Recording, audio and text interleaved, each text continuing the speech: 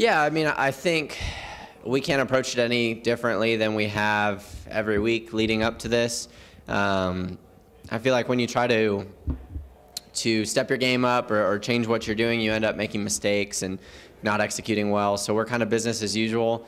Obviously, our mile-and-a-half program is our strongest program. We were really strong here in the spring. I feel like we've only gotten stronger since then.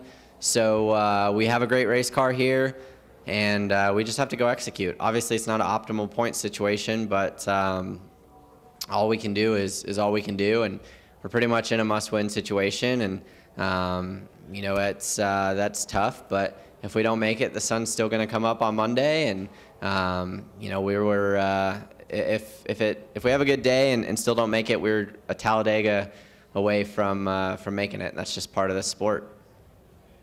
Go next to Nate, then to Steve, and then the gentleman there in the back. Nate Ryan, NBC Sports. Alex, you finished second to Brad here in May.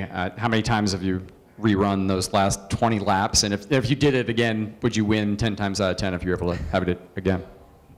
Yeah, I mean, definitely thought about it a lot. Really, I mean, until we won Chicago, probably thought about it a lot more than I have thought about it since then. But you know, that was a tough situation. Obviously, he was on newer tires than us, and I really tried to, you're running wide open at that point, so tried to just take the shortest distance, and ended up getting in a bad aero situation behind a lap car and getting tight and having to lift, and probably should have just moved up the racetrack and been okay with running up there, and then just controlling the air on the bottom if I had to, if he got there. But that was going to be a tough race to win regardless, just part of it. I think long runs we were great, and maybe that's what we'll see on Sunday.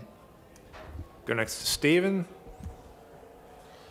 Steve Connolly, PRN. Alex, kind of following up on Nate's question, after that race, you were really at ease during the post-race of that, realizing you gave that race away.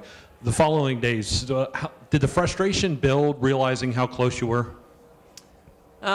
Yeah, I mean, I was definitely frustrated, but at the same time, at that point in the year, we had 0 top 10s 3 weeks before that, and we went out and finished second three weeks in a row. So obviously there were a lot of positives going on.